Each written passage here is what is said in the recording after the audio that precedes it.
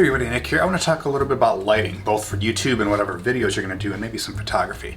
Now, if you're used to doing photography and lighting, there's a lot of different ways that you can do this, and I'll talk more about what I've updated for my lighting kit since I've been on. Basically, first of all, I used to use like a little incandescent, very, very warm, tungsten-looking desk lamp that's over here. I used just that one for a long time videos, and then I started having like another lamp that was here for a while. It was like a small desk lamp. It was also like another tungsten one that kind of like clipped onto here, and like I pointed it towards me and put like a diffuser and like a sheet of paper over it, so it kind of like lit both of my sides of my face up.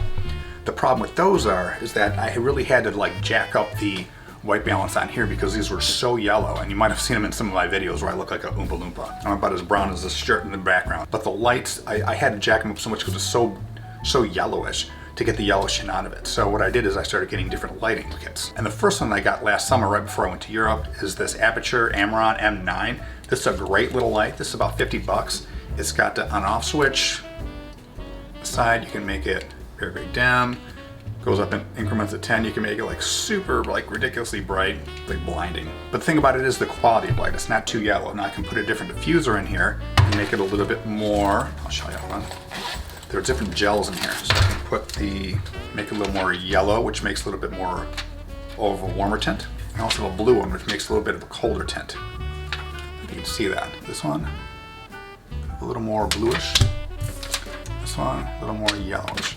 Can't see it too much on here, but I can definitely notice it here. And if you're taking any kind of video of you or some product photography, those little slight changes in colors can make a big difference. This one actually got me flagged going through the couple airports over there because they weren't sure what this little small electronic type device was with all these little diodes and stuff, so they were taken apart at customs. Every time I went through customs on a plane to look at, see what it is, and so I told them, well, I'm a camera guy, I have a lot of different camera gear, here's what it is, and I turned it on and showed them, and they were fine. But I was a little suspicious about this at first. This is 50 bucks, and this is good. Hold on, let me turn this main light off. So I turn this light off, there. Now if I have just this this M9 over here, now it's kind of a hard light because it's smaller. Hard light meaning it's not like really big and soft, so it doesn't get all angles of your face at the same time because it's bigger than your face, but it's smaller, so it's like a pinpoint light. So there's different ways to diffuse this. If I put it up there, I guess it wouldn't be too bad, like a little above the camera. It's a little different look, but it's not too bad. See, this is something you could use in the meantime if you just have this light, nothing else.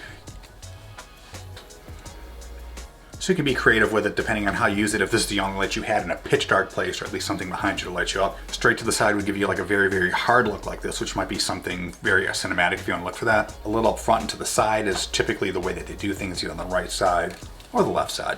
A little down starts giving a little more ominous looking, and something right underneath like this. A very interesting looking look, kind of like menacing almost, because it's like the light's looking up at you.